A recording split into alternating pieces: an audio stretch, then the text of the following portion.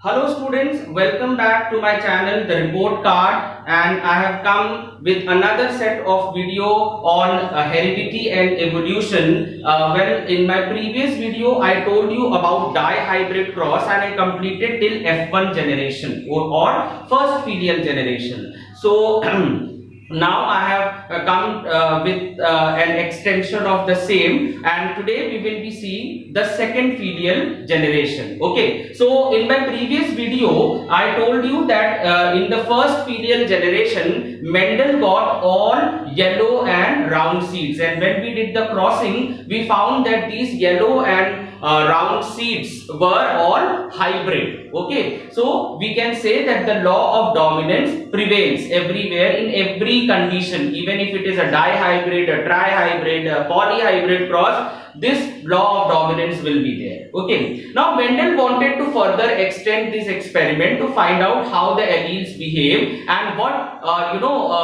he would get in the second filial generation. So what he did was he took the plants of F1 generation. Now what were these plants? These had yellow, okay, yellow and round seeds. Okay, yellow and round seeds. So these were the plants with yellow and round seeds, and he crossed them, the same plants, and in fact it was a self pollination done, okay, with hybrid yellow and round seeds, the plants with hybrid yellow and round seeds. Okay, so what he got in the second generation was a combination of different traits.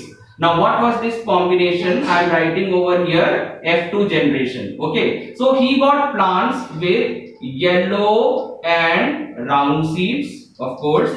Then he got plants with yellow and wrinkled seeds also. Okay, yellow and wrinkled seeds. Then he got plants with green and round seeds, and then green and wrinkled also. So all the four combinations he got. So they were these two traits only, but these two traits they combined in four different combinations, and he got all these different combinations, all the possible combinations. Okay, but it was in a ratio of 9:3:3:1. Okay, but this is a phenotypic ratio. Remember, this is not a genotypic ratio. What is a phenotypic ratio? What do you mean by a phenotype? Rather, a phenotype means the physical expression of any character or any trait. Okay, so the character is height, and if you are tall, so your phenotype is tall, right? Because what I can see physically, that is called as phenotype. Okay, and genotype is the genetic makeup of that particular trait. So if you are tall, whether you are hybrid tall or whether you are pure tall, that is the genotype. Okay, so here this is the phenotypic ratio that Mendel got. Round and yellow, or yellow and round, both the traits are dominant. So the plants with both the dominant traits were maximum in number. Then one dominant and one recessive. The plants with one dominant and one recessive trait were medium in number, and then both the recessive traits. So plants with both recessive traits, they were least in number, right? But yes, all the different combinations and traits were there. Okay, so with this result, with this observation, Mendel gave the law of independent assortment. Now this law, actually, according to this law, we can make out, or we can answer to why such different variations, why such variations are there amongst the organisms. So if we have four brothers and sisters, you will find all four of them having different traits, okay, for the same character. So why this is happening, even if all of them belong to the same parents? Okay, so this law of independent assortment explains it. Okay, so first let us just see the crossing, and then I will tell you what is law of independent assortment. Okay, so now let us write the genotype of what? Yellow and round seeds, right? So yellow and round seeds of which generation? Of F1 generation, right? So what type of seeds, what type of trait was that? It was a hybrid trait. Okay, so we are going to write yellow like this because this is what we got. This is a hybrid yellow seed with hybrid round. Okay, so hybrid yellow and round seeds, and similarly hybrid yellow and round seeds. Okay, so these are the two plants of which generation? F2 generation. Okay, so one we are taking as male and other we are taking as female, right? Now the second step is what? The second step is gametes. Now this step, please don't forget this step because this is very important, as the crossing over or the exchange of genetic material is always done through gametes. So without gametes, this exchange of genetic material will not happen. Okay, so now how do the gamete formation takes place? Now here lies the law of independent assortment. So first of all, there will be a gamete which will have the allele for yellow and round. Okay, so here yellow will combine with round. Okay, but then again yellow will also combine with what? Wrinkled. Because according to law of segregation, the alleles have segregated themselves. Okay, now after segregation, they can combine with other alleles, the alleles of other characters. Okay, different alleles of other characters without influencing each other. Okay, so here again this yellow has combined with round and this thing wrinkled. So now green also, there would be a combination of green also with round and green with wrinkled also, and green and wrinkled seeds also. So here what you can see that the alleles, the segregated alleles, they combine with alleles of different traits or different characters without influencing each other. So this independently they have arranged themselves, isn't it so? So yellow has combined itself with round also and with green also, and both of them are happy with it. Okay, so if yellow is combining with round, yellow can also combine with wrinkled, so round doesn't have any problem. Okay, so similarly round can combine with green as well, wrinkled can also combine with green. So when such independent combinations are taking place, then only we get such number of varieties. So imagine this is just two characters I am taken, so there are multiple characters, so you can imagine different type of combinations can happen, isn't it so? So that is why we have so many variations amongst the organisms of the same species. So same here also we will get 4 different alleles. So I am just gametes, I am just making it like this. So we have yellow and round, then yellow and wrinkled, then we have green and round, and we have green and wrinkled also. Okay, so these are the 4 gametes that we got here and which we got here. Understood? So this is what is law of independent assortment. So again I'll explain. Law of independent assortment states that during gamete formation, the segregated alleles, I'm not writing it here because I have very little space, so I am speaking it very slowly so that you can imbibe it.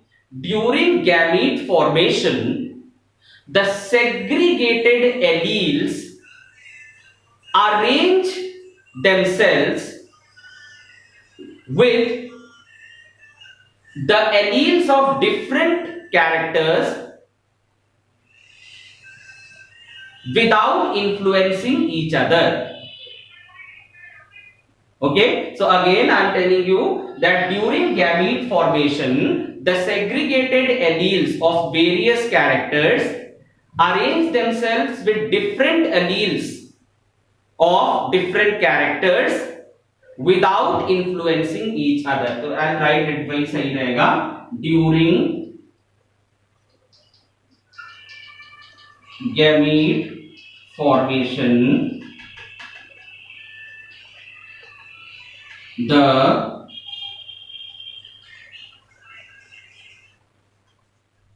segregated alleles arrange segregated alleles of different characters arrange themselves, or you can say combine with the with different alleles, combine with different alleles of different characters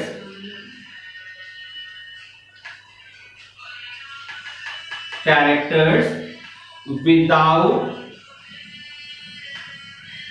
influencing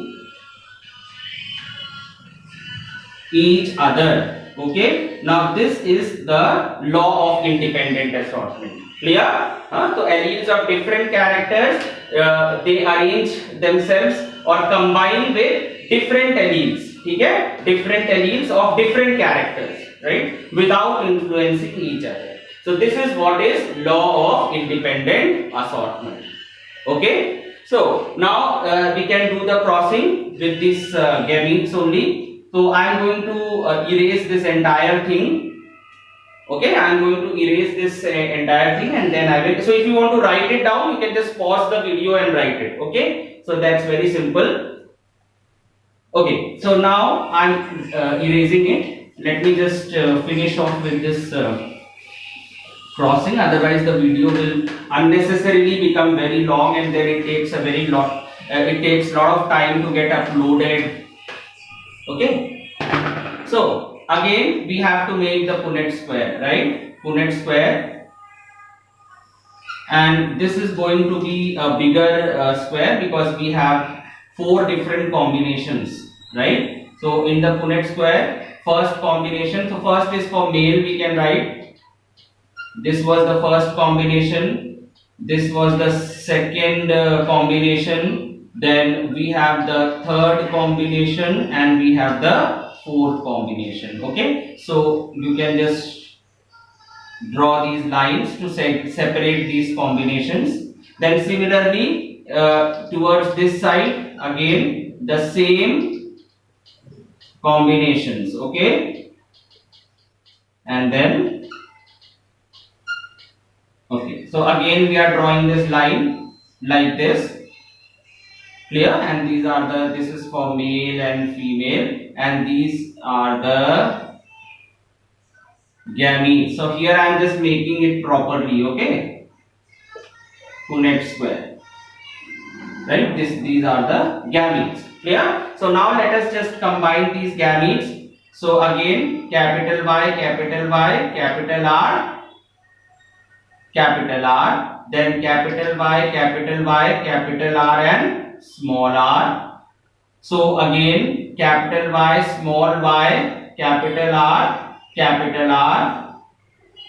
then capital Y, small y, capital R, small r. I mean, this is, so thus you will actually get these 16. Now here again you have to just like you multiply the same way. That is what crossing is. So you can get these, so you will get 16 different type of combinations. Okay, so I am not writing all the combinations, you can easily do it, and you will get 16 combinations. But if you try to make a genotypic ratio, it will be very difficult. So rather, instead of making this genotypic ratio, try to make a phenotypic ratio, and you will definitely find that the ratio is 9:3:1. Okay, so this is F2 generation. So you can write down the traits over here, the phenotypic traits, and just write down 9:3:3:1. Okay, so this is what is dihybrid cross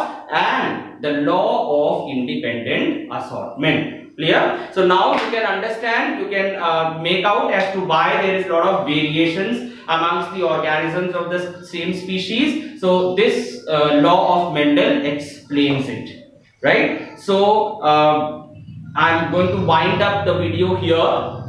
Again, we have the next video where I'll be talking about co-dominance, okay, incomplete dominance and all. So till then, goodbye.